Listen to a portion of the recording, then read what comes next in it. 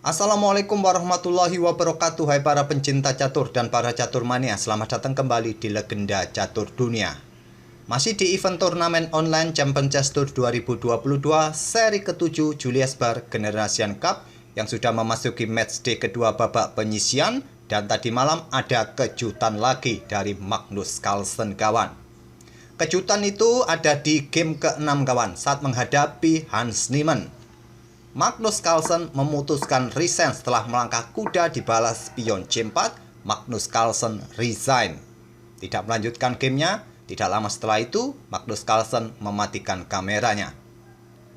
Saya tidak mau beropini, tidak mau berspekulasi. Silakan kalian sendiri yang menilai kawan langkah-langkah atau keputusan Magnus Carlsen ini.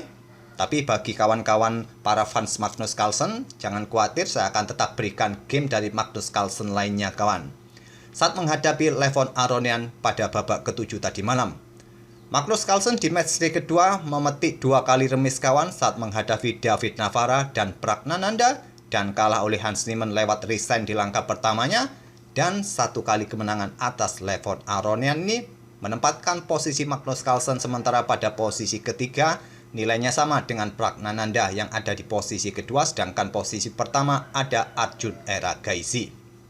Langsung saja ke permainannya Carlsen menghadapi Levon Aronian. Carlsen membuka permainan dengan ready opening dan pion D5.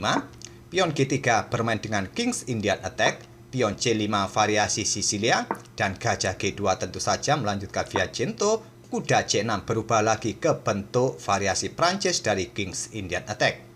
Pion D4 menantang pertukaran, ditolak dengan pion E6.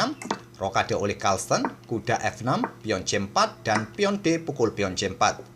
Langkah pertukaran pion semacam ini hampir mirip dalam permainan Katalan tertutup kawan, yang biasanya didahului oleh putih melakukan Viajento gajah sayap rajanya dan terjadi pertukaran pion di petak C4 seperti ini, yang nanti akan diambil lagi oleh putih. Di sini Carlsen melangkah dengan menteri A4. Selain ingin rebut pion ini kembali, juga memberikan pressure atau pin-pinan, mungkin diikuti langkah kuda bergerak ke petak E5, memberikan 3 kali tekanan nanti kawan terhadap kuda C6 ini, dan diblokade oleh gajah D7.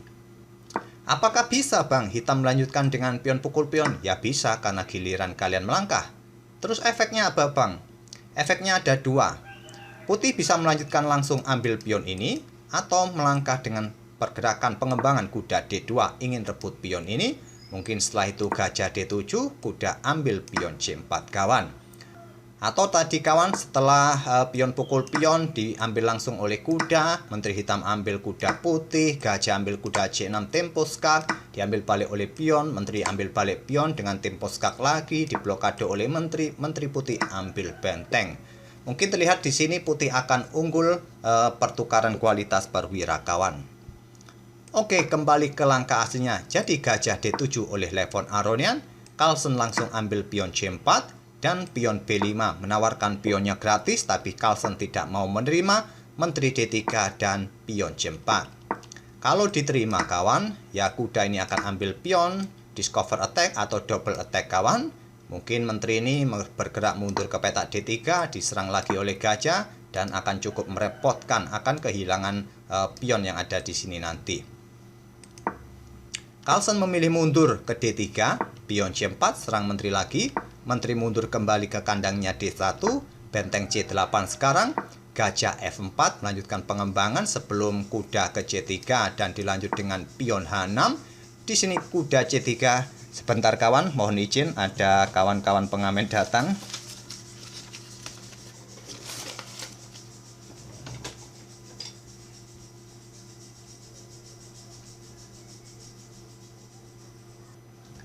Oke, lanjut. Sampai mana tadi? Sampai pengembangan kuda C3 dan dibalas Levon dengan pion B4. Kuda B5 diserang oleh menteri A5.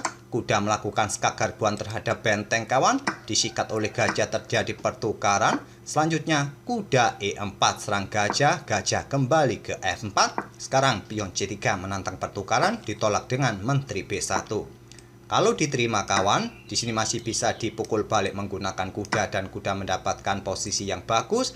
Atau jika dipukul balik menggunakan pion, hitam mempunyai pion bebas yang cukup merepotkan nanti kawan. Carlsen memilih dengan menteri B1 untuk menyerang kuda di sini, dijawab dengan pion F5 mempertahankan kuda, pion A3 menantang pertukaran, ditolak dengan langkah rokade oleh Levon, dan di sini kawan pion A pukul pion B4, menteri ke B5 incar pion E2 kawan. Apakah memungkinkan ambil pion ini? Masih bisa, cuma akan sedikit memberikan keuntungan bagi putih ke depannya kawan. Dalam jangka panjang dalam permainan klasik, posisi hitam nanti tidak mengenakkan kawan. Mungkin terlihat di sini pion ini pun jatuh dengan tempo ancam benteng, tapi ke depannya kawan dalam jangka panjang permainan klasik, ini akan memberikan keuntungan bagi putih. Tapi dalam permainan rapid semacam ini, ya mungkin kalian akan berani melakukannya. Hitung-hitung nanti dalam tekanan waktu, putih pun bisa melakukan kesalahan. Levon memilih menterinya ke B5, benteng E1 menjaga pion, dan selanjutnya adalah pion A5.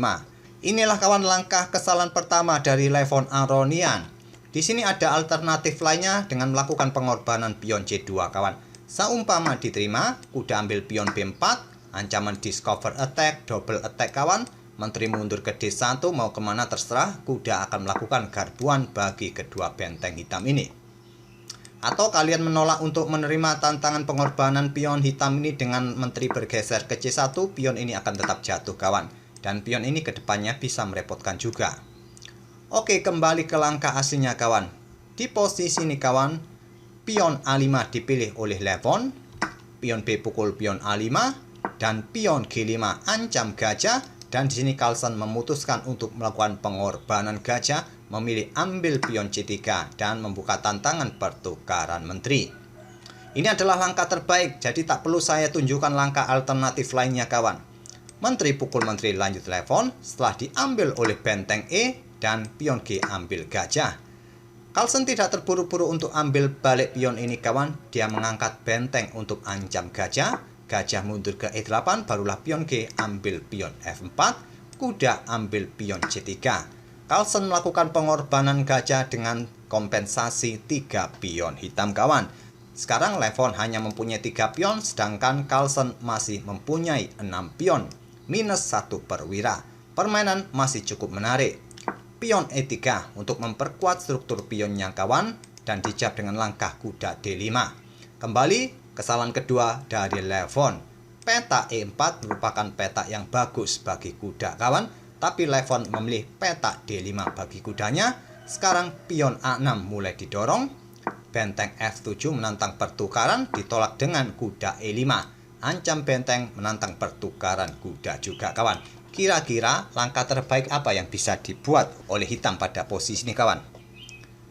Stockfish menyarankan benteng ini ditahan ke peta G7 kawan.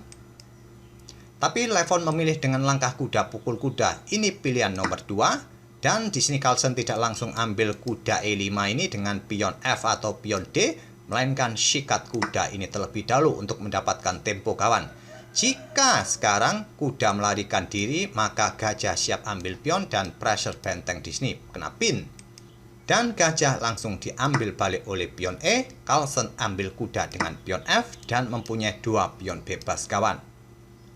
Sekarang tidak mungkin kawan bagi hitam untuk melakukan pertukaran benteng di sini. Cukup berbahaya, akan memberikan jalan bagi benteng menuju peta A8. Jika pertukaran benteng ditolak, gajah yang di sini akan tewas kawan. Bahaya. Levon memilih langkah benteng A8. Sekarang Carlsen menukarkan benteng pukul benteng F7, dipukul balik oleh raja. Untuk tempo dia agar segera naik kawan, dan pion A7. Agar benteng ini tidak menempati peta A7 nanti disusul oleh gajah, jadi didahului oleh Carlsen. Sementara cukup aman di sini gajah B5 untuk menghentikan potensi raja yang ingin bergerak ke sini kawan, dan dilanjut dengan raja ke G2. Pion F4 lanjut Levon melakukan pengorbanan. Pergerakan gajah mundur ke D7 salah satu pilihan juga, tapi pion F4 malah membuat langkah pengorbanan dan membuat struktur pion putih ini sangat kuat dengan rangkaian seperti ini kawan. Raja naik ke G6, raja putih F3, raja hitam F5. Ternyata pengorbanan tadi untuk mengosongkan peta bagi raja hitam. Benteng B1 serang gajah dan ingin menduduki peta B7, tentu saja baris ke-7 kawan. Di sini gajah ke A4. Bagaimana jika petak B7 ini dipertahankan oleh gajah ke sini kawan? Cukup berbahaya karena gajah rentan diserang kembali dan ancaman skakmat di sini kawan. Kalau gajah ini pindah. Jadi di sini mungkin hitam akan sikat pion di sini dan ambil gajah di sini oleh putih.